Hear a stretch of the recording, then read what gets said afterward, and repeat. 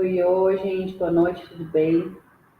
Estamos aqui ajeitando para entrar também ao vivo no Instagram. Já entrou bem certinho. Perfeito. Acabamos de entrar ao vivo em todas as plataformas, tá, pessoal? A gente vai esperar um pouquinho agora que o pessoal ir entrando com calma.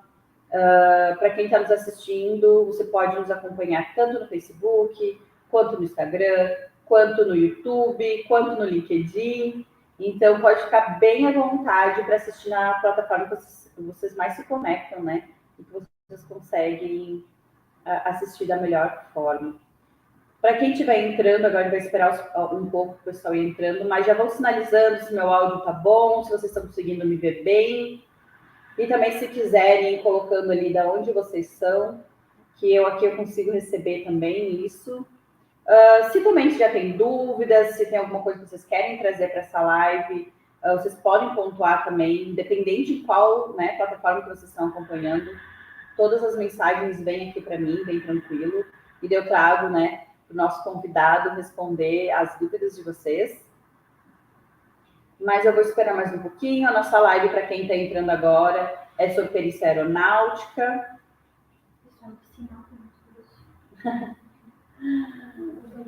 Então, no Instagram? Ah, é legal. Ah, é legal. No Instagram, o único que eu não consigo acompanhar, tá? Mas eu tenho aqui alguém me auxiliando e que passa para mim. Pessoal de Sinop e Mato Grosso. Legal. Sejam muito bem-vindos. Já vão pontuando ali se meu áudio está ok, tá? Isso é bem importante também para a gente iniciar a nossa live. Mas já vou começar a falar, já deu nossos 2 minutinhos que a gente espera um pouco o pessoal entrando. Mas fiquem tranquilos, vocês podem também ali ir pontuando se o áudio tá bom, se o vídeo tá bom, e também as perguntas e de onde vocês são, tá? Vocês podem ficar bem tranquilos e bem à vontade. Mas antes de chamar nosso convidado, né? Nosso convidado, o professor Calazans, tão especial, que vai tratar hoje sobre a questão da perícia aeronáutica. Eu não tenho como deixar, né? A gente não tem como deixar de pontuar que, infelizmente, nos últimos dias, né? Nas últimas semanas, aconteceu alguns acidentes aéreos, alguns com vítimas fatais e um número, né, expressivo sobre isso. Não tem como a gente não prestar, né, nosso carinho, nossa condolência para os familiares e para os amigos que perderam alguém ou algum conhecido, enfim, nessa tragédia que aconteceu. Então, o sistema do perito, e acredito também o professor Kansas, depois que vai entrar, a gente queria, né, mandar nosso carinho para vocês. E o intuito dessa live é trazer muitas informações e trazer também alguma compreensão por que isso está acontecendo, por que isso aconteceu, e para que se previna, né? Para que não venha ocorrer novamente algo tão delicado, né? Que acabou de acontecer. Mas eu já vou chamar nosso convidado para a gente começar o nosso bate-papo. Eu tenho muitas perguntas e acredito que vai ser uma live bem instrutiva e de muito conhecimento.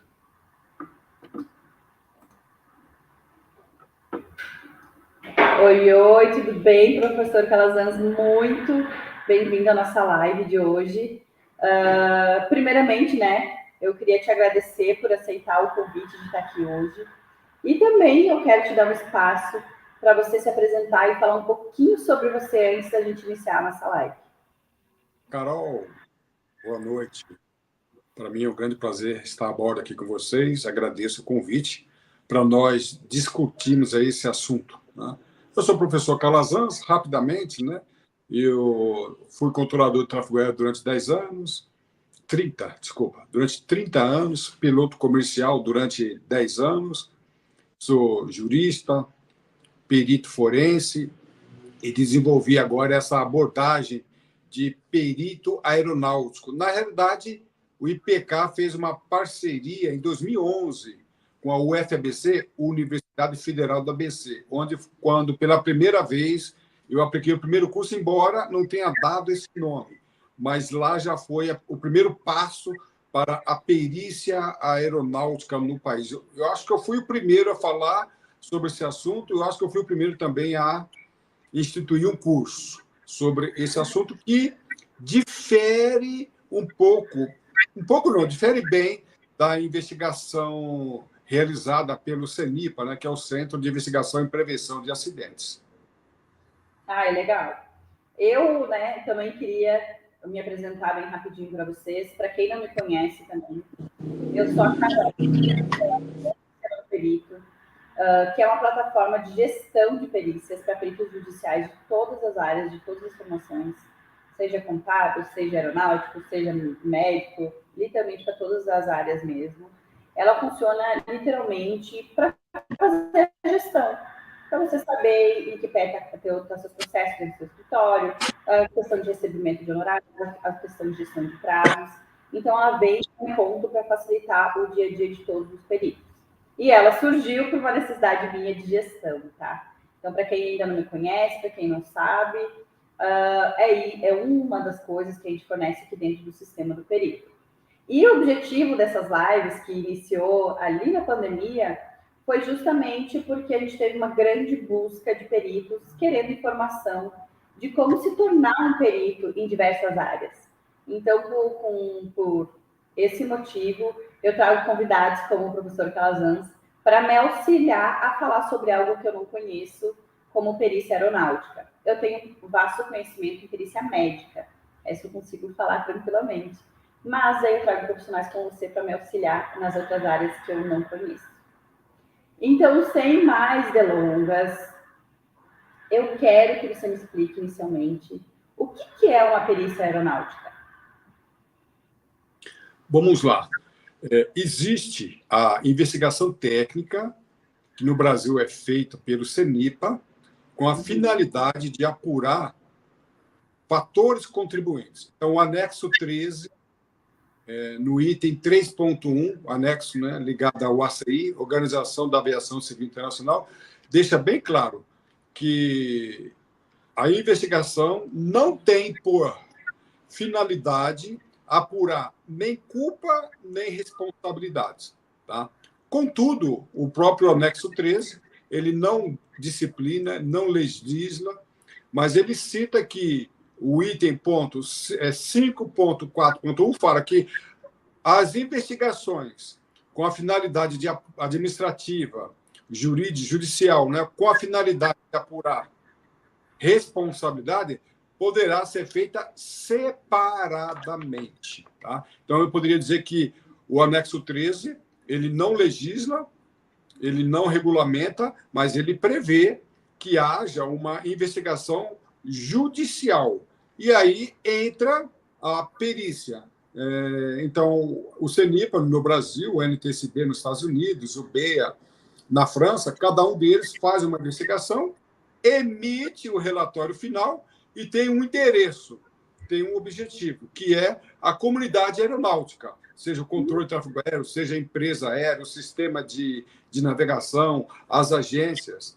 E, por outro lado, em um acidente aeronáutico, por exemplo, há também a necessidade, principalmente quando há feridos ou há mortos, há também uma investigação com a finalidade de apurar culpas e responsabilidade, podendo ter também, na esfera civil, a busca por responsáveis. E aí eu entendo que há uma lacuna, não só no Brasil, mas principalmente no Brasil.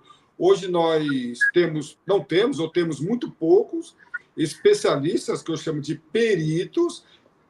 E aí tem um detalhe muito grande, né, que eu vou mencionar Ives Gandras Martins, um grande jurista.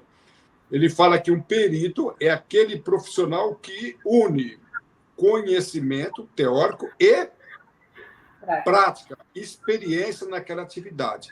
Então, nesse caso, um perito seria um profissional da aviação que tem profundo conhecimento sobre o modus operandi da aviação e também tem a vivência prática, pois a aviação eu considero uma atividade muito complexa, com muitas variantes, e o profissional ele tem que conhecer. E aí entra o perito, para fins de responsabilidade civil. Então, nós temos, você tem uma ideia, no Brasil, nos últimos 10 anos, nós temos tido na aviação geral, né, que exclui a aviação comercial, nós temos tido um acidente a cada 2 dias, com muitas mortes, com muitas situações que ensejaria responsabilidade penal e civil. E muitos deles, eu acompanhei alguns casos, que não houve busca de responsabilidade, porque não houve um número suficiente de peritos para dar assistência ao delegado, ao Ministério Público e até mesmo à Justiça. Mas esses peritos, professor Calazans, eles são peritos, digamos, nomeados pelo juízo, ou são peritos concursados, ou tem também essa questão de peritos judiciais e assistentes técnicos na área de vocês? Então, quando eu falo perito, eu falo de uma forma genérica, né? Eu já trabalhei como assistente técnico, colegas meus trabalharam como perito nomeado pelo juiz, né? Eu trabalho com um grupo de peritos, onde há todas essas situações. Perito criminal concursado, eu só conheço um caso, que foi o Nogueira, num acidente que ocorreu em 2007. Infelizmente, eu estava presente, eu era controlador de tráfego aéreo lá em Congonhas, quando aquele TAM ele se desviou ali, colidiu o prédio, houve ali a morte ali de 199 pessoas. É um caso, pelo menos é o único que eu conheço, de um perito concursado, perito de carreira, que fez uma perícia, um laudo muito interessante sobre aquele acidente.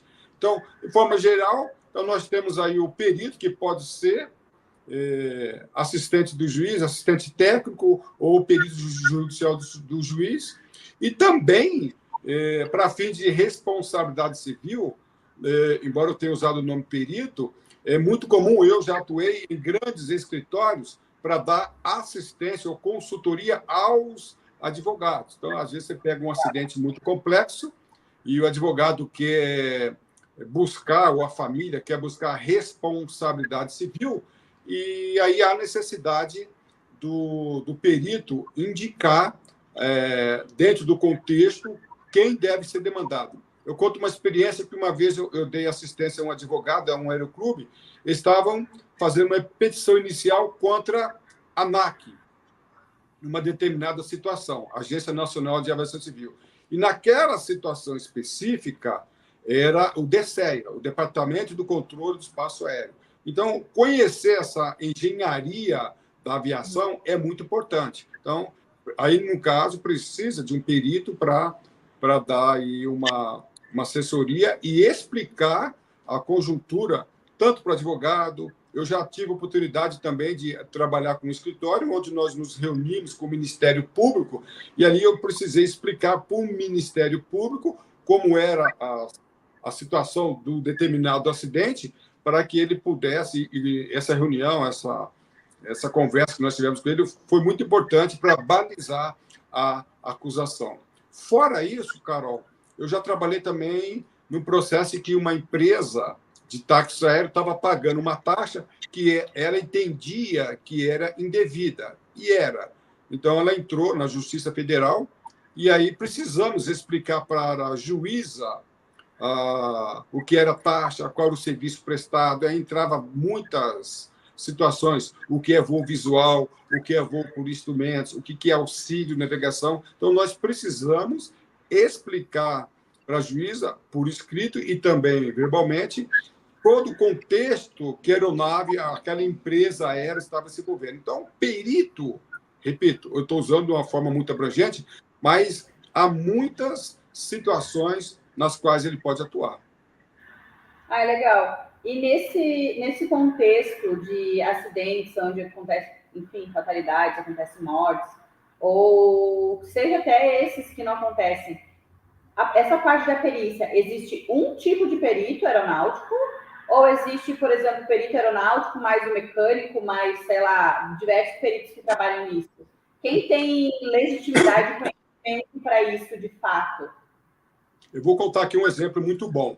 Eu me considero, eu sou controlador de tráfego aéreo, fui piloto, então eu entendo muito de pilotagem, mas o meu foco maior é controle de tráfego aéreo.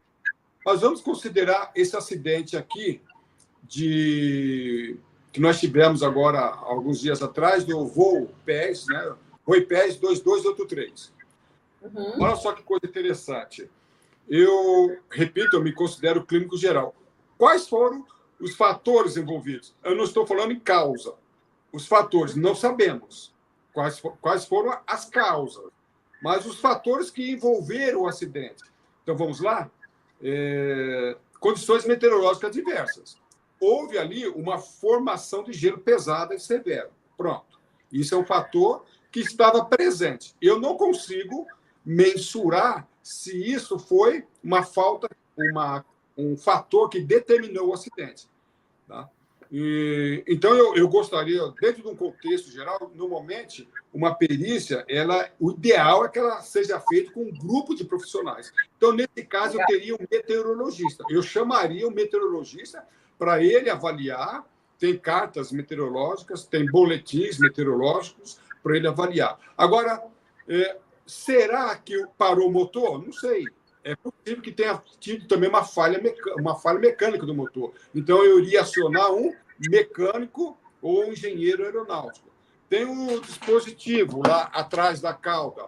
É uma suspeita que houve um problema aqui na empenagem. É uma suspeita. Então, eu chamaria um mecânico e especialistas nessa área. Então, dificilmente a perícia ela seria feita com um só profissional. Eu cito um outro caso muito importante, 2006, 29 de setembro de 2006, o avião americano, o avião brasileiro, né, com uma tripulação americana, Legacy e o Gol, o 907. Morreram 154 pessoas.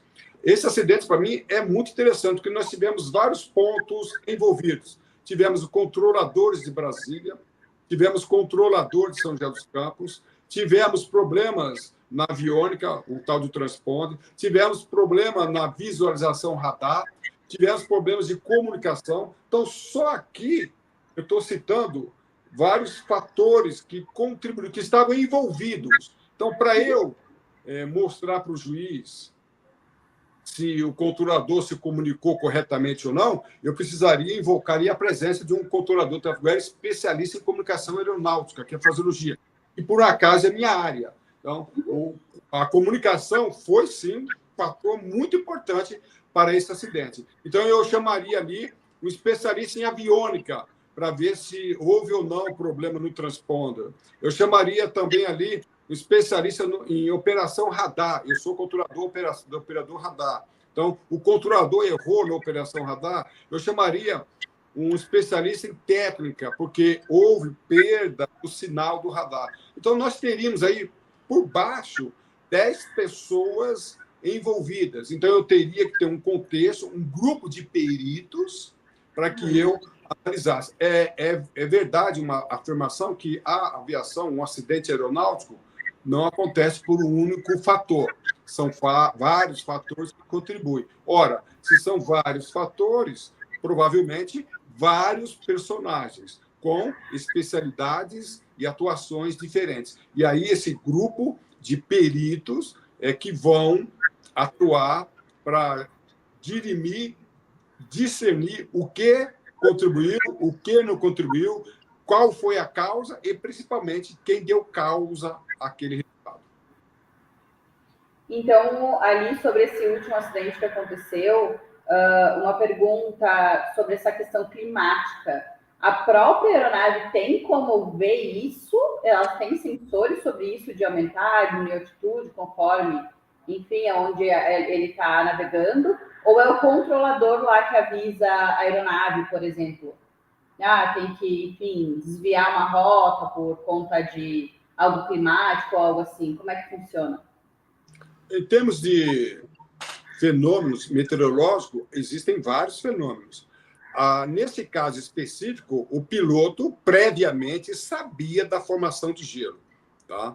Ele sabia, porque o sistema de controle de tráfego aéreo, que inclui meteorologia, previu. Então, nós tínhamos uma carta aeronáutica e tinha também boletim meteorológico.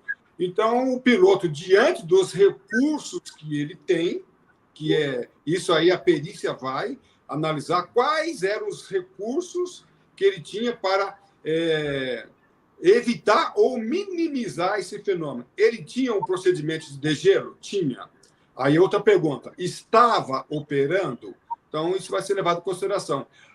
O piloto poderia também, caso ele visse que era necessário, pedir um desvio daquela área.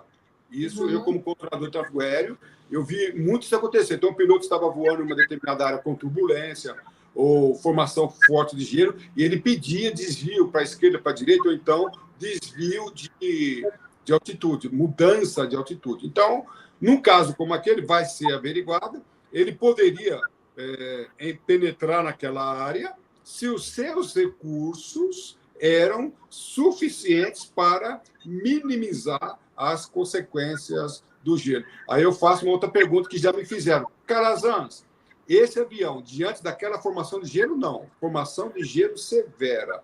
Aquele avião tinha recursos disponíveis para evitar? Eu, professor Calazans, não sei. Eu chamaria um profissional especialista nesse tipo de aeronave para explicar isso e, numa investigação, produzir um laudo para explicar essa situação. Legal. E na sua área de conhecimento específica, o que você avalia exatamente? Que instrumentos que você precisa para fazer uma avaliação de uma perícia na sua área específica, na questão aeronáutica? Olha, vamos lá. Aí entra uma coisa muito importante. Se eu for analisar um acidente ou um incidente aeronáutico envolvendo controle de tráfego aéreo, aí uma coisa importante. Eu já vi advogados se perdendo nesse ponto. Você fez uma pergunta muito interessante. O que eu vou precisar? Depende do acidente. Uma vez, um acidente ocorreu no Campo de Marte. Eu moro aqui na Zona Norte, no Campo de Marte. E o delegado estava solicitando as gravações para o Campo de Marte, né?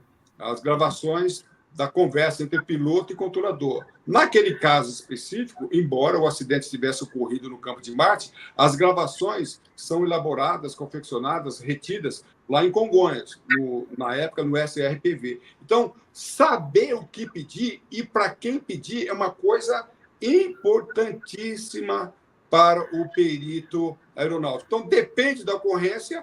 Neste caso aqui, eu pediria as gravações dos controladores, né? Entre controladores e piloto, a conversação. Eu iria analisar para ver se o piloto pediu, solicitou emergência, solicitou mudança de rota. Tá? Então, eu também pediria ao juiz um exame das peças do avião. Lembrando que nós temos um detalhe. Nesse momento inicial, todo esse material está à disposição do CENIPA, que tem prerrogativa, tem prioridade sobre a investigação. Então, isso é muito interessante. Agora, repito, você fez uma pergunta muito interessante.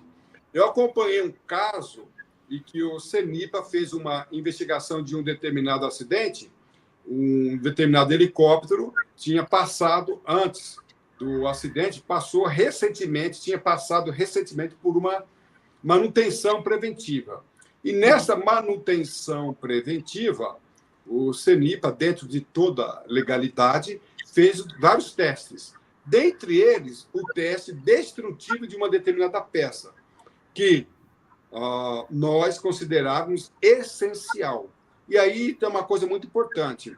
Naquela época, naquele evento, os personagens interessados não participaram desse teste destrutivo. Ora, se a prova estava nessa peça ou não, nós não sabemos, mas perdemos uma oportunidade. Então, nesse caso, a gente orienta as pessoas dentro da perícia jurídica para acompanhar a abertura. Eu estou acompanhando um acidente que houve no Nordeste, juntamente com um perito mecânico. Então, nós instruímos, ele foi e acompanhou, junto com o CENIPA, muito interessante, o CENIPA permitiu que ele acompanhasse a abertura do motor. Não sabe se o motor falhou ou se houve falta de... Na realidade, a aeronave caiu com o motor parado, mas não sabemos se foi problema de alimentação de gasolina, faltou gasolina, ou se o motor parou. Então, nesse momento, saber o que fazer, como fazer e com quem fazer é o ponto essencial que pode frustrar uma perícia. De repente, uma prova destruída dentro de toda a legalidade, não acompanhada por perito, pode frustrar a busca de uma responsabilidade penal ou até mesmo civil. Ah, legal. Essa parte que você falou da comunicação, a gente sabe, é muito falado da questão da caixa preta, né, que acompanha o avião. Mas essa questão da comunicação, nessa parte do controle, né, que você falou, existe também uma gravação que fica na base, não só na caixa preta, no caso. Você Sim. pode conectar.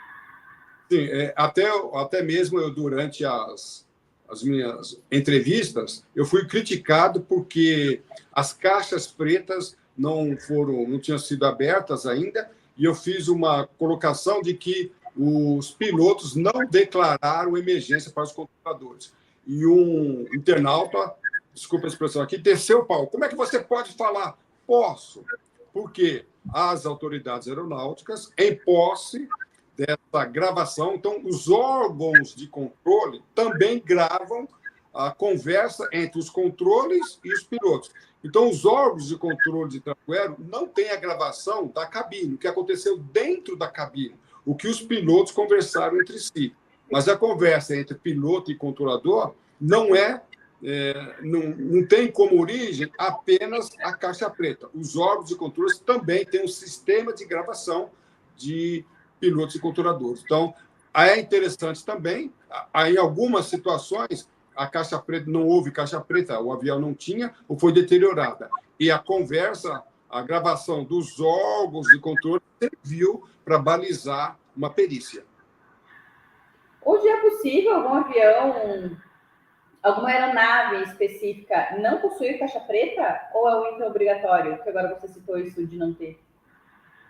Eu não vou aqui estipular os requisitos, mas existem requisitos de certos tipos de aeronave com caixa preta, que eu não sei agora os detalhes. Com certeza, as aeronaves da aviação comercial, sim, e outras situações também. Mas, normalmente, a aeronave de aviação geral, por exemplo, do Bochá, né, que foi um helicóptero em 2019 que matou aquele renomado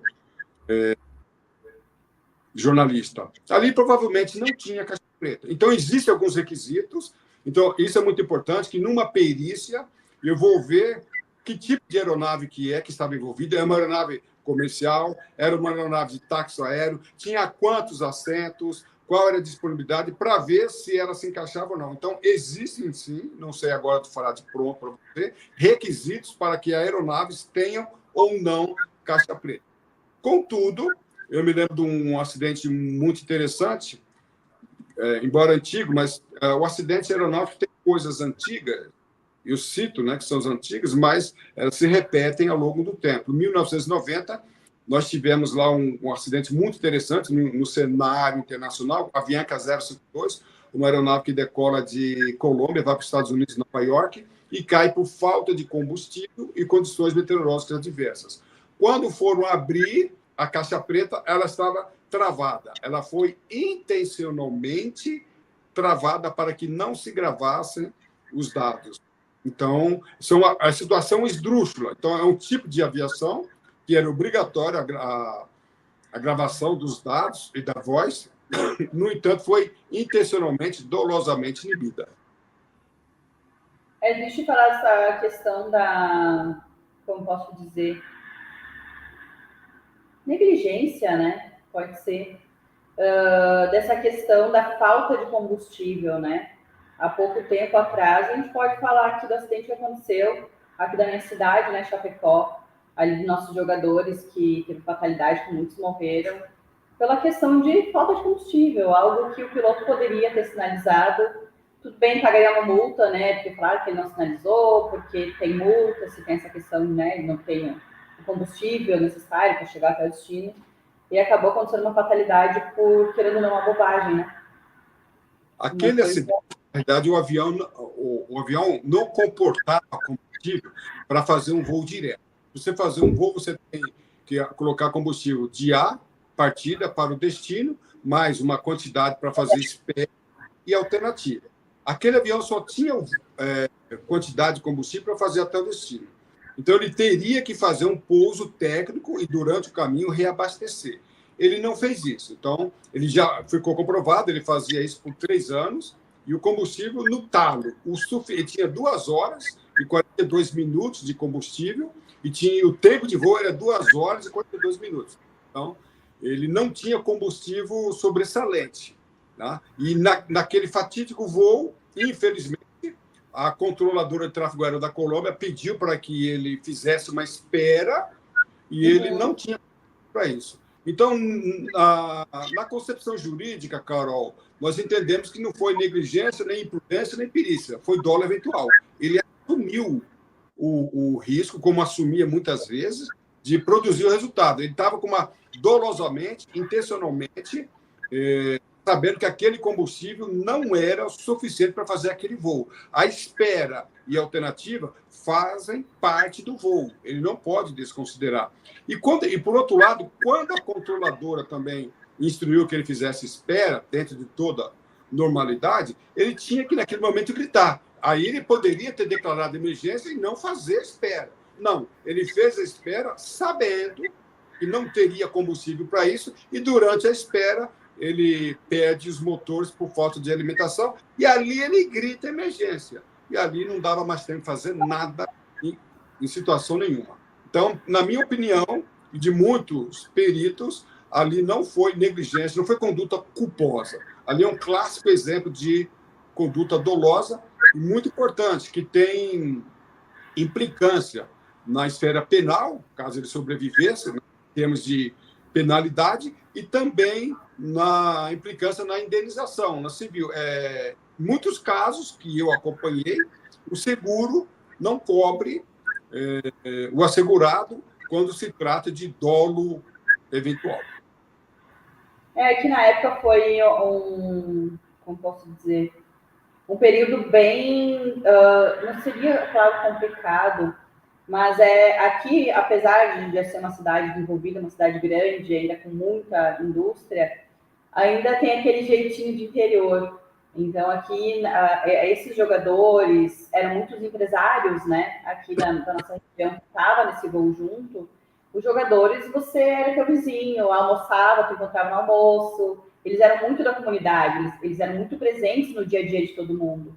Então, foi um longo período de bastante luto aqui, né, da nossa região sobre isso. A aviação, o acidente aeronáutico, né, Carol, traz um impacto psicológico muito grande, né? Você vê esse acidente aqui, está trazendo impacto, 15 médicos, a família, a criança, os dias dos pais, era quase o dia dos pais. Então, um acidente aeronáutico causa impacto. Eu imagino, eu não conheço Chapecoense, tá? Chapecó.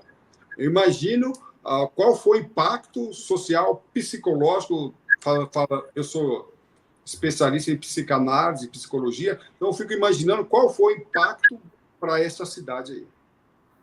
Foi enorme. Hoje a gente tem, né, memoriais, a gente tem um monte de coisa em relação a isso. Muitas pessoas perderam noivos, enfim, foi como posso dizer, foi bem triste aquela época assim, para a cidade. Demorou um tempo para a cidade, sabe, voltar, porque a comunidade aqui é muito ativa, né, na questão de futebol, ou questão de melhoria da cidade e tudo mais.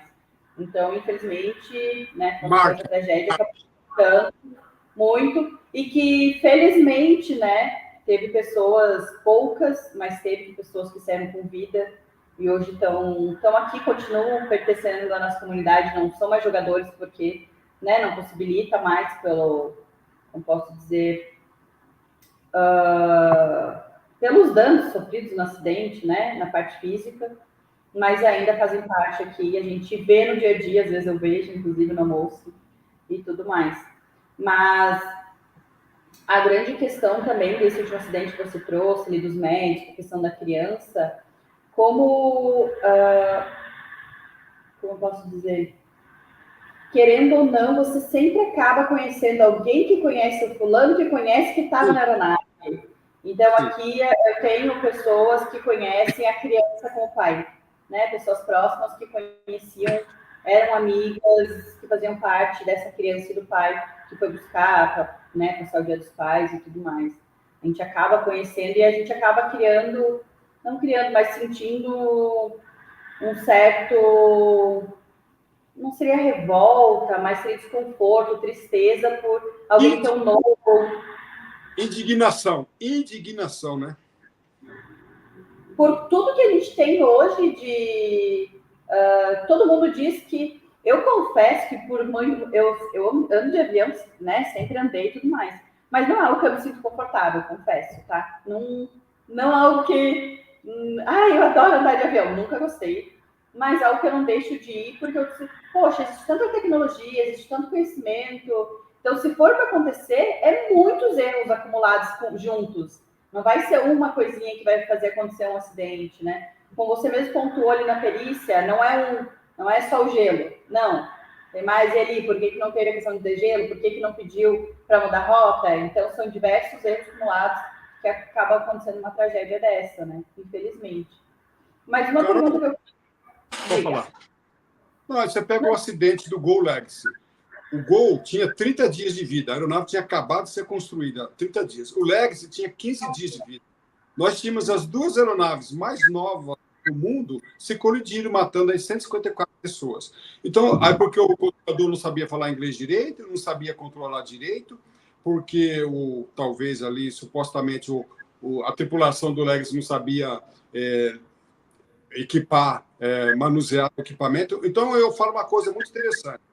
A aviação avançou de uma forma estrondosa, mas só que a formação pessoal não acompanhou esse avanço tecnológico. Então, você tem, às vezes, um avião de última geração e um piloto, às vezes, despreparado, um controlador despreparado ou um mecânico despreparado. Então, quando tiver o elemento humano, nós vamos ter essa situação. O avião, um acidente aeronáutico, ele não acontece, ele não ocorre, ele é construído. E a gente vê que em muitos acidentes que poderiam ter sido evitados ocorreram, essa é a minha indignação, um elemento, uma conduta de uma ou outra pessoa. Entendi. E uma pergunta muito curiosa, eu acho que já devem ter te perguntado isso, e muitas pessoas, né, querem entender por que o avião ele girou na queda. Vamos lá. Em aeronave e emergência, vários tipos, né? De casos que eu estudei. Então, ela cai assim, de uma rampa. Ou então, já vi casos como o Gol 907. O que aconteceu com o Gol 907? Uma das asas, a asa esquerda, se rompeu. Então, ele desceu em aspiral, que nós chamamos de parafuso normal. E este avião, do Voipés, aí que é uma coisa muito interessante, ele caiu com as asas paralelas ao chão, que nós chamamos de parafuso chato. Vai ter que entender por que ele caiu daquela maneira. E outro, nós percebemos também, a perícia, a investigação vai confirmar melhor, que ele estava totalmente descontrolado. Então, eu já vi acidentes em que o piloto mantém sério controle sobre a aeronave. Neste caso, ele não tinha nenhum controle. Tá? Uma das hipóteses é que a parte aqui de trás, o profundor, a empenagem aqui, existe um dispositivo que é o leme profundor. Aqui está contra a manobrabilidade do avião. Então, é possível, olha só, estou colocando como hipótese, é possível que possa ter um gelo, tá? Pode ter comprometido a operação desse mecanismo, ou o mecanismo pode ter sofrido falha mecânica. Lembrando que em março desse ano, a aeronave foi fazer uma operação em um aeroporto e na decolagem ela bateu essa parte aqui. Então, é uma hipótese, é uma pergunta que nós fazemos. Esse acidente que houve em março desse ano, a aeronave passou por uma manutenção corretiva. Essa manutenção corretiva, ela foi suficiente ou esse acidente tem a ver com essa ocorrência que houve ou não? Pergunta. O professor Calazans não acusa. O professor Calazans pergunta, mas o fato dela descer em parafuso sem controle nos dá margem a várias perguntas. Esta é uma delas. Pois é, porque muitos falaram, natural, né, que muitos falam, mas alguns falaram que era uma manobra que se faz para tentar pegar o controle de novo, ou enfim, as suposições. Eu falei, gente, mas existe uma manobra de você ficar girando o avião? Não, não existe a manobra, não. A manobra do avião, não. Essa atitude do avião foi consequência de um problema. O piloto não comandou essa manobra. Ele não faz, jamais faria isso. O piloto não comandou essa manobra. A atitude do avião descer na vertical em parafuso chato é consequência de algum problema. Não foi uma manobra comandada pelo piloto, não. Ah, interessante. É que falaram muito, eu falei, meu Deus, mas será? Existe uma manobra de você perder totalmente o controle da aeronave e fazer isso, né? Não faz muito sentido. E tem outra coisa que pontuam, nem sei se é bom saber, enfim, mas essa queda, porque foi uma queda rápida, né? No meu ponto de vista, foi uma queda rápida. É uma queda suficiente para eles perderem a consciência ou não? Olha, vamos lá. Pessoas estão dizendo, até um determinado profissional da área da saúde, um médico, disse que existe uma máxima que em acidentes aeronáuticos as pessoas perdem a consciência antes mesmo da aeronave colidir o solo. Eu acredito que uma outra pessoa possa desmaiar, eu acredito que uma outra pessoa possa até mesmo infartar, morrer. Uma vez eu estava num avião uma vez, nós passamos por uma situação muito delicada de turbulência, uma situação perigosíssima, e um colega meu desmaiou. Então, eu acredito nisso. Né? Não houve incidente, nem acidente, apenas uma situação, uma turbulência severa, e nós quase realmente sofremos acidente. Eu fiquei consciente, éramos ali 20 pessoas, todas ficaram conscientes. Contudo, uma desmaiou. Tá? Eu já vi acidentes, inclusive acidentes com uma velocidade muito maior do que essa, em que a tripulação, os dois pilotos, ficaram conscientes e tentando manobrar o avião até a colisão. Eles tentaram evitar o acidente. Eu não vou falar o acidente para a gente preservar os parentes, mas eu já estudei e ouvi gravação. Então, é possível que alguém morra durante o acidente, antes da colisão? Eu não sei, eu não posso afirmar, mas é possível. Mas afirmar que todos morreram antes da colisão, não podemos afirmar isso. E estudos de casos reais atestam que muitos pilotos estavam conscientes até a hora do impacto. Eu ia até falar, vocês conseguem ter essa noção, saber sobre isso, porque tem a comunicação dentro da cabine, né? Se tem a caixa preta, tem que saber. Nós já ouvimos gravações que o piloto tentando manobrar, conversando com o copiloto, aqui, sobe, acelera, acelera, puxa, ou seja, então é possível sim. Tá? E eu, como controlador de tráfego aéreo, infelizmente ouvi algumas fitas, né, de acidente que o piloto estava ali totalmente. Em um dos casos que eu estudei, o piloto estava caindo de dorso, né? Ele caiu, veio se acidentar, morreram todos os ocupantes, e ele estava ali. No caso, ele estava rezando. Né? Ele chegou até a rezar, que ele sabia que ia morrer, tentou controlar a aeronave. Então, é mais um caso de que o piloto estava consciente na hora do acidente. E ali a gente também teve aquele acidente, também foi bem comentado ali da Marília Mendonça, né? Que ali também foi erro do humano, no caso da Marília Mendonça. Esse acidente eu gostaria de conversar, porque tem vários casos ali, né? Vários fatores. Um deles, que eu não consigo entender, é que tinha uma torre irregular. Uma torre de alta tensão irregular no alinhamento da pista. Pronto, para mim está tudo perdido. Inclusive, as cartas aeronáuticas que foram alteradas, já foram mudadas, mas a carta aeronáutica, no dia do acidente, que é a carta do pouso, tinha uma anotação de obstáculo irregular. E ainda pior ainda, você tinha fios, né? Esses fios de alta tensão deveriam ser sinalizados pelas bolas e não era. Então a gente vê muita coerência. E a outra pergunta que eu faço pergunta: qual foi a manobra de aproximação que o piloto fez para se enquadrar naquela final. Lembrando que fio de alta tensão em voo torna-se praticamente invisível. Por isso que tem as bolas, no caso. Deveria ter, né? Sim. Mas só que ali no caso, lógico, tem diversos fatores, mas a grande questão agravante é aquela torre irregular. Que no caso, os donos da torre também respondem por isso, no caso. Deveria, entendeu? Quem foi. Então, aí você envolve ali vários aspectos, né? Outra coisa que eu questiono também, o piloto, a altura que ele passou ali é outra pergunta a fazer.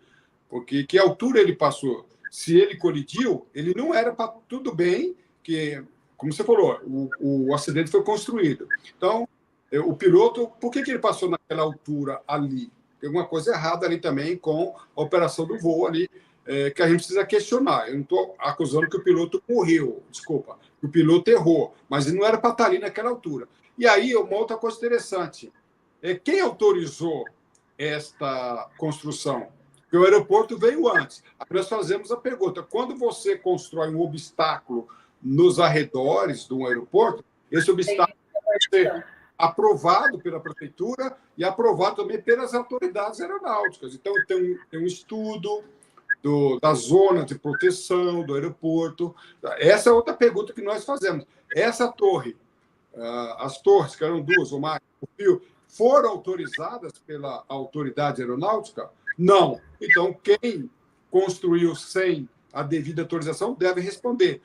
Foi autorizada? Foi. Para autorizar, você tem critérios. Então, eu posso construir um prédio ao redor do aeroporto? Posso, desde que obedeça os critérios de altitude, de altura e elevação. Então, se ele construiu fora dos critérios, quem construiu. Então, tem muitas perguntas interessantes nesse acidente. Como é que pode, né? Mas a maior quantidade de acidentes relatados, digamos, no geral, sempre é questão de voos, digamos, particulares e não de comercial. Mas, em contrapartida, quando é comercial, como posso dizer, as mortes são muito maiores, né? Muito mais impactantes. Na realidade, a gente chama de aviação geral. Quando eu excluo a aviação comercial, TAM, Gol, a gente entra na aviação geral. Mas só tem um detalhe, Carol.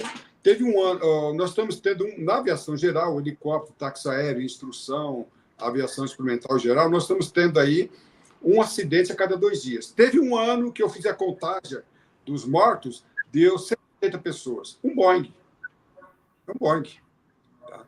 Então, quando é em dose, em um ano, um determinado ano aí para trás, morreram 180 pessoas. Então, quando cai um Boeing, é um impacto. Mas parece que em doses homeopáticas, parece que não há tanto impacto assim. Então, a aviação, ela está, no Brasil, está passando por um momento muito delicado. Mas esse momento delicado que a gente está passando, você acredita, né, pela tua experiência, que é por falta de cuidado de manutenção de quem está, enfim, manuseando essas aeronaves, ou é por falta de conhecimento técnico, como você trouxe?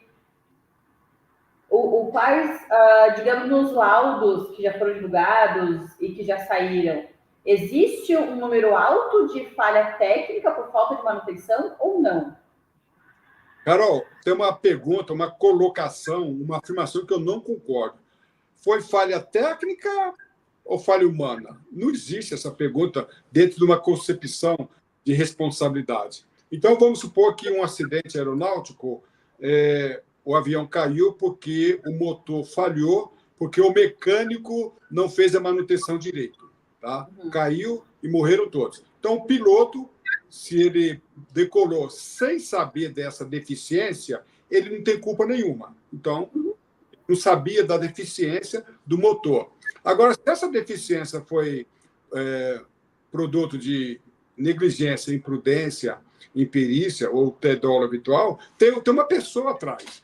Então, atrás de uma falha, sempre tem uma pessoa. O problema para a perícia, para os peritos, é identificar qual foi a causa e quem foi o causador. Então, eu não concordo, não gosto dessa pergunta. Foi falha mecânica ou falha técnica? Não. atrás de uma falha eu acho que eu acho que eu me coloquei errado a pergunta, professor Calazans. É a falta da pessoa levar a fazer a manutenção, porque muitas vezes pode acontecer uma falha porque ele não levou nem para um mecânico ver. Simplesmente ele assumiu o risco de, tipo, não fez manutenção. Tem que olhar o motor depois de tantos voos. Ele não fez tantas horas de voo, por exemplo, entendeu? Se ele não assumiu isso de ver se havia alguma falha. Existe esse fator, as pessoas deixam de fazer a manutenção que deveria por falta aqui. A gente sabe que é um valor alto, assumem um risco, ou realmente fazem algo que eu posso dizer, que eu posso falar, que fazem sim a manutenção, mas mesmo assim acontece um acidente daí por uma falha humana por trás, de não verificar direito o motor ou alguma peça da aeronave. Olha, eu dei uma entrevista, participei de uma mesa redonda esses dias, e eu falei isso, e um dos debatedores me criticou, me chamou, falou que a minha fala era irresponsável. Eu entrei nos anais da ANAC, eu vi o número de oficinas multadas por operarem manutenção intencionalmente deficiente. Inclusive, tinha oficinas que estavam adulterando peças aeronáuticas. Tá? Então, nós temos no Brasil, claro que, em termos gerais, os pilotos, os controladores, os mecânicos, demais profissionais, no contexto geral, eles são responsáveis. Mas existe, sim, uma cultura aeronáutica no Brasil e no mundo de que as pessoas precisam ter uma consciência de responsabilidade e consciência jurídica mais aguçada. Então, nós temos, sim, um problema de cultura aeronáutica, de consciência deficiente. Então, nós temos muitos acidentes causados porque o piloto não era qualificado para aquele tipo de aeronave. Ele pega a aeronave, o Gabriel Diniz, por exemplo, aquele cantor, o piloto estava fazendo um voo de táxi aéreo em condições meteorológicas adversas. Nem piloto, nem aeronave eram preparados para aquele tipo de voo. Então, é essa a concepção jurídica que tem atingido muitos acidentes, que é o que chama de fator humano. E, nesse ponto, pilotagem, às vezes o piloto ele sabe, em alguns casos, que a aeronave está deficiente e, mesmo assim, ele parte para o voo. Às vezes, a operação, os diretores sabem que a companhia está deficiente, a aeronave está deficiente e obriga os pilotos. Nós tivemos relatos de pilotos que eles eram obrigados a voar em condições estafantes, na hora de folga, sobrecarregando ali, ultrapassando a jornada de trabalho. Então, essa cultura aeronáutica ela está caminhando para momentos no Brasil, na aviação geral, nós estamos sofrendo. Na aviação geral já se acostumou, está tudo bem, já está tranquilo isso. Já faz mais de 10 anos, está caindo um avião a cada 2 dias e está tudo bem. Agora, quando afeta, espero que isso não afete, nessa normalização, não chegue na aviação comercial, como tem acontecido. Né? Quando acontece um acidente desse, não estou dizendo que esse acidente houve tudo isso, mas certas culturas que eram da aviação geral, os pilotos estão promovidos e estão na aviação comercial. Eu faço a pergunta, a cultura da aviação geral veio para a aviação comercial? Em muitos acidentes, sim. E uma pergunta que é uma curiosidade minha, mas envolve essa questão da perícia. A caixa preta, o que vocês conseguem analisar ela? É áudio, é vídeo? O que vem nela? Que daí vocês conseguem analisar e fazer a perícia? Quais dados, né, que acompanham ela? Ou existe também diferenças de caixas pretas? A diferença entre caixa preta, eu não sou especialista em caixa preta, inclusive, nesse acidente, já tem uma pergunta interessante, porque a caixa preta são 2 parâmetros principais. Voz, entre o que aconteceu na cabine, comunicação entre pilotos e a cabine e controle de tráfego aéreo. E outros são as informações de dados. Então, o regime do motor, aceleração do motor, são milhares, centenas de parâmetros. E nesse acidente, já se cogita uma coisa, que a ANAC ela permitiu que essa caixa preta ela inibisse certos parâmetros. Tá? Então, é uma pergunta que a gente está fazendo. Isso é verdade? As autoridades aeronáuticas vão investigar. Então, quais parâmetros? para que uma caixa preta funcione, ela tem parâmetros técnicos e a ANAC que tem que estabelecer, as autoridades aeronáuticas. Neste avião, tem uma dúvida. É verdade que alguns parâmetros de medição foram inibidos, suspensos? E quais foram esses parâmetros? E aí, Carol, vamos ver o que a investigação vai dizer, mas eu me preocupo com isso, não alegando responsabilidade para ninguém, mas será que a causa do acidente estava em um dos parâmetros que foi inibido? Foram inibidos? Eu tenho essa dúvida e esse acidente, essa investigação vai nos trazer bastante informações interessantes para a perícia. Ah, legal. E quanto tempo, nesse tipo de acidente, tanto esses menores, né, os comerciais ou os outros, quanto tempo, em média, demora uma perícia para que tragam efetivamente um laudo, realmente uma conclusão do que eles acreditam que foi? Não há prazo estabelecido. Antigamente havia uma norma regulamentar estabelecendo 90 dias. Isso caiu por terra. Tá? Eu creio que em torno de 1 ano e meio a 1 ano, desculpa, 1 ano e meio a 2 anos já esteja disponível aí as informações. Então, eu creio. Né? A gente vê que alguns acidentes, até mesmo internacionais, levam 1 ano e meio, 2 anos. Depende muito da complexidade. Mas eu acredito que em torno de 1 ano e meio, 2 anos, nós temos aí já uma definição. Lembrando que em 30 dias após o acidente, o CENIPA se colocou à disposição de fazer uma prévia. Né? Então, vai ser interessante o que ele vai falar. Essa prévia, claro, é um relatório preliminar, longe de dar qualquer conclusão, mas vai nos apontar as linhas de investigação, vai ser interessante para que todos nós tenhamos uma noção, não do que aconteceu, mas do que poderia ter acontecido e como é, e quais são as linhas de investigação. E existe nessas perícias a parte de simulação, a reconstrução do fato ocorrido, seja por software ou seja por simuladores? Existe isso? Existe. Eu não sei se nesse caso vai ser possível, mas muitos acidentes foram reconstruídos no simulador. É possível. É possível, sim. Ah, legal. A gente já está chegando, infelizmente, vocês não têm noção, tem uma lista aqui, gente.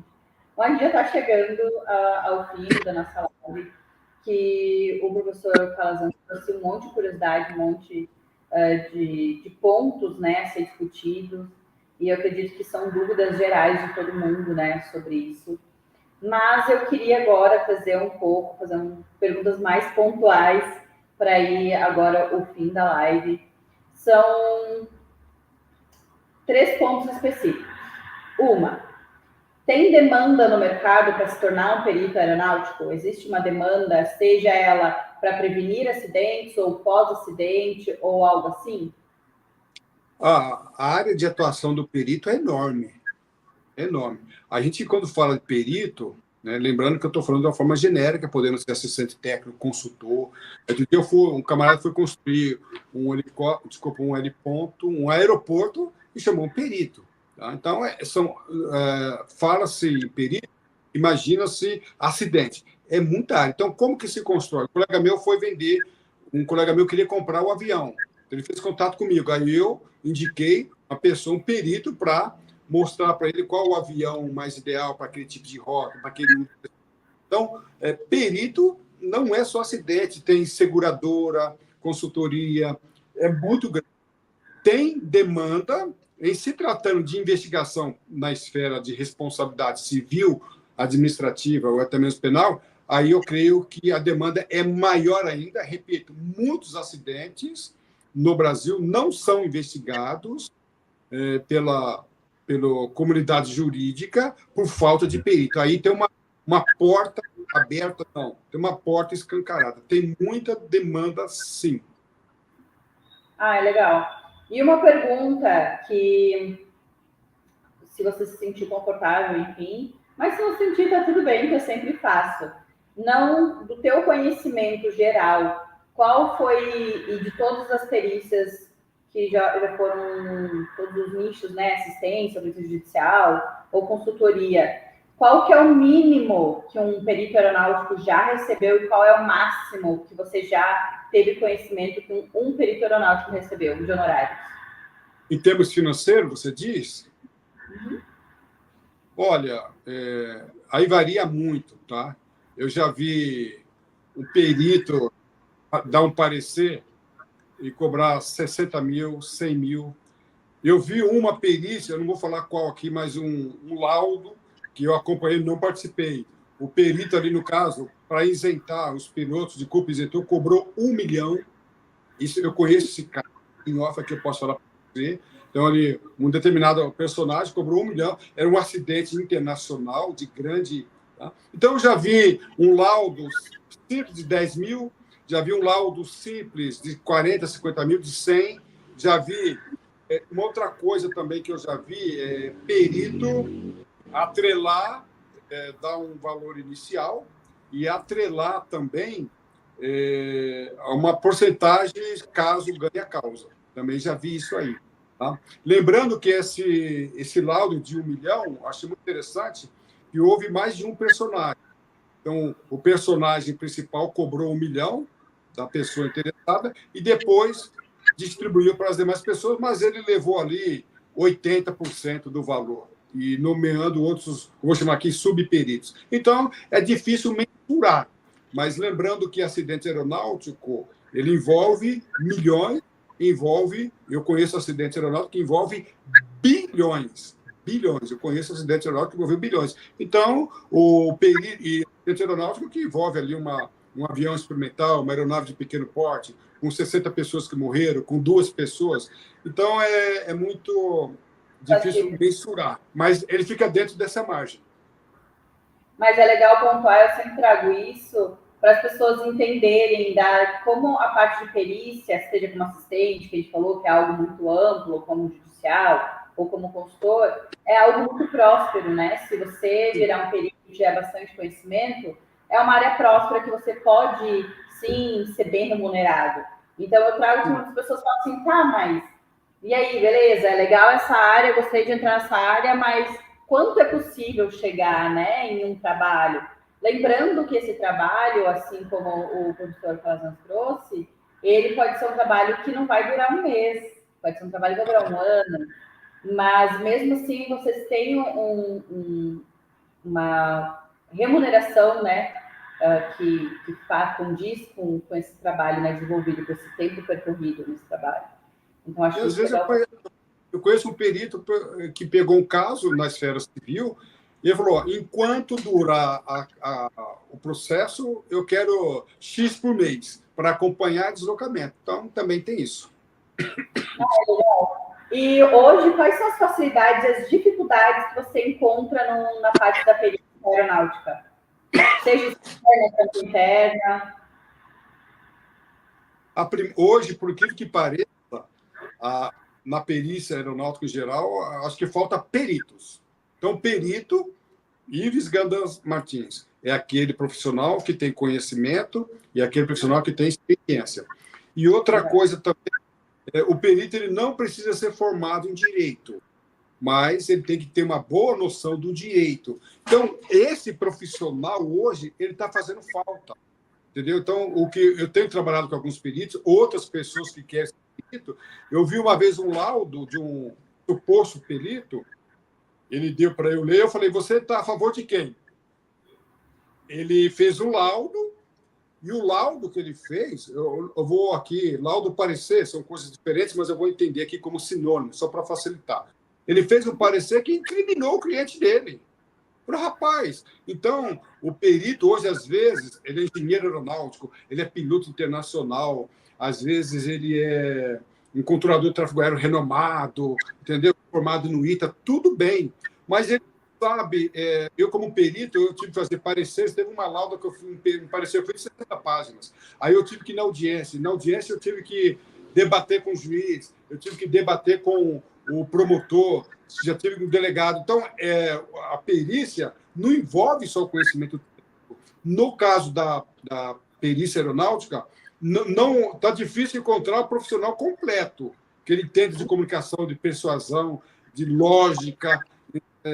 Conforme eu falei, já vi peritos quebrarem a cara. Ele dá um parecer técnico nota 10, mas não sabe fazer um laudo, não sabe fazer... Quando eu falo fazer um laudo, de repente ele fez o curso, até fez o curso legal, da técnica do laudo, da técnica redacional, mas eu estou falando de lógica, de colocar culpa, causa, estabelecer nexo causal, debater com o juiz, debater com o promotor, debater com o delegado, assessorar. Isso, para mim, nós estamos longe, tá?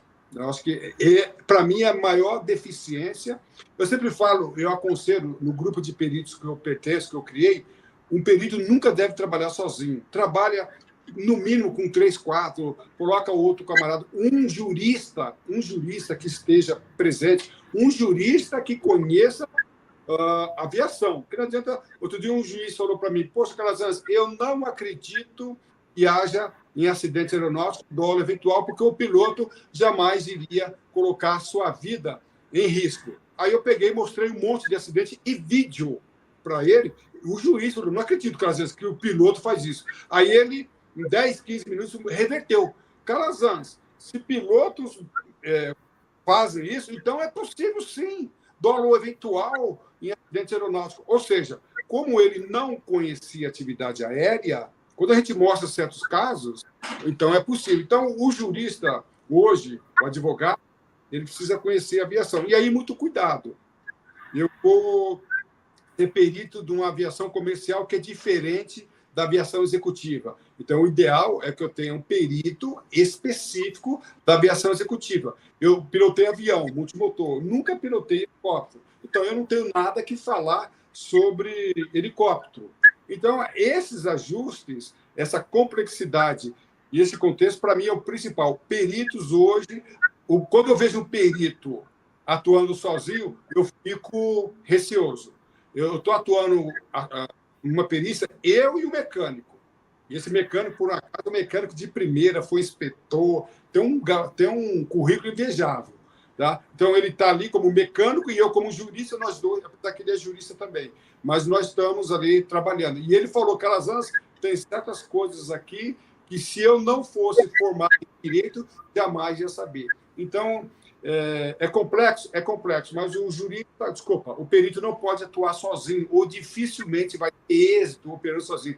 E essa concepção está difícil. Eu falo para o perito, não atua sozinho, não faz isso. E a gente está vendo aí, às vezes, o prejuízo por causa disso.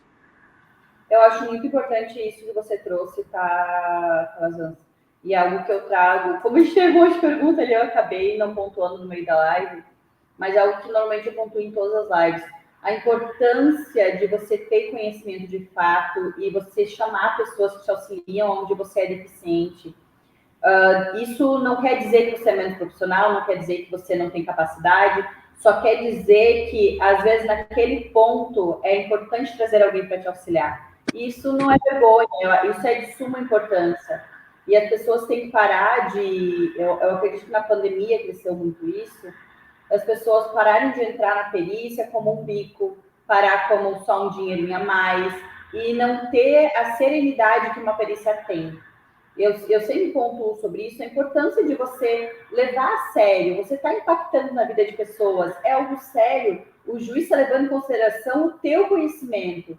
Se você não tem conhecimento naquilo que está sendo discutido, mas você tem um colega que te ajuda, que está ali junto, faz as perícias, beleza, assume essa perícia, porque você tem alguém que está ali, que está fazendo a perícia com você.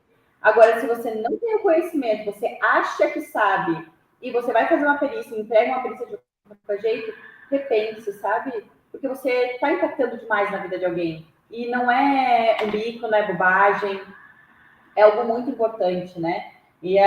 Muitas vezes, sobre essa decisão que você trouxe, sobre aquele resultado que você trouxe, as pessoas não podem nem recorrer sobre isso, porque você não pode discutir novamente o mesmo assunto, né, em outro processo. E as pessoas não têm noção sobre isso, né? Eu acho algo muito importante aqui para trazer e pontuar, né? E no Brasil nós estamos com um problema que eu sempre falo. No Brasil, eu estou na aviação há 40 anos, nós estamos com um problema, porque a segurança de voo se prostituiu. Presta atenção, cuidado com essa palavra que eu vou falar, vamos entender. Quando eu entrei na aviação em 84, para entrar na área de segurança de voo, só entrava quem tinha muita experiência. Então, você tinha experiência, aí você ia fazer curso de investigação, ia fazer curso de segurança para tornar um especialista para fazer valer Ives Gandra Martins. Hoje, não. Hoje, eu conheço pessoas que nunca tiveram atividade nenhuma na aviação, nenhuma. Não foi piloto, não foi check-in, não foi comissário, não foi nada. E faz segurança de voo. E se intitula especialista em segurança de voo. Não é. É mentira. Não é. Então, esta concepção já afetou a aviação. A gente vê pessoas muito, muito, muito experientes com cargos, funções de segurança de voo que não entendem nada da aviação. Isso não pode vir para a perícia. Então, tem alguns profissionais de aviação que não são especialistas em aviação, que nunca viveram aviação. Você fala da área da saúde, você deve ter alguma experiência com saúde. Tá? Você deve ter. Então, na aviação, eu vi pessoas que nunca tiveram nada, fizeram cursos de especialização. Para mim é um crime isso aí. Então, esse é um outro problema da perícia aeronáutica. O meu medo é esses falsos especialistas entrarem na perícia. Aí vai a segurança de voo.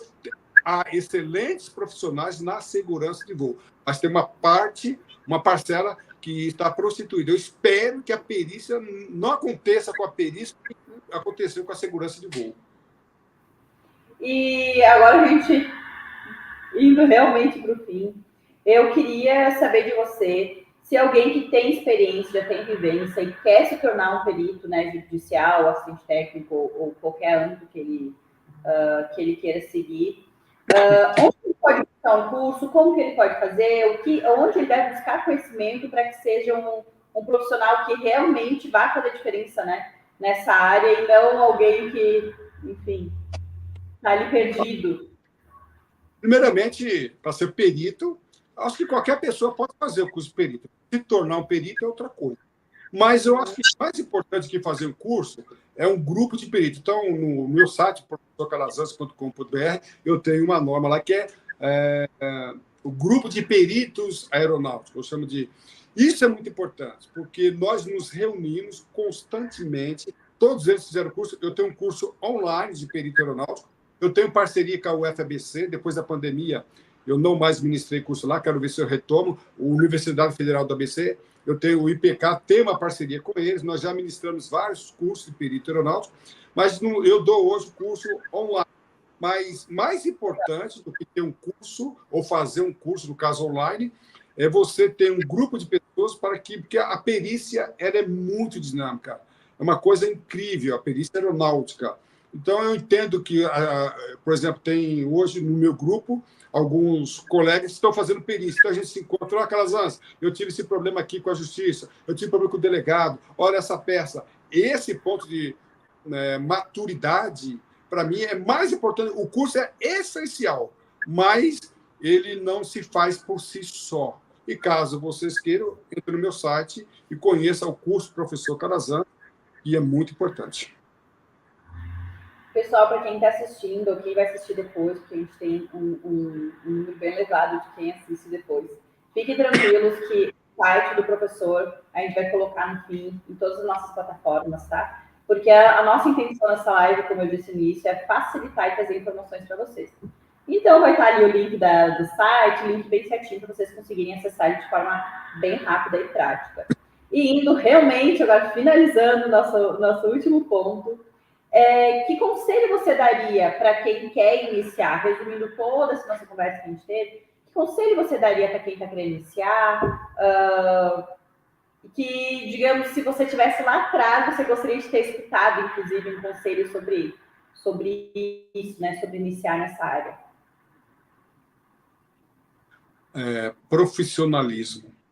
A aviação não perdoa medíocres, na acepção da palavra. A aviação não admite, não aceita, não tolera pessoas medianas. Profissionalismo, excelência. Nós não exigimos na aviação, nós não queremos perfeição, mas nós queremos, sim, excelência. A aviação é uma atividade de excelência. Excelência adquire-se com conhecimento e com experiência. Não há como ser perito.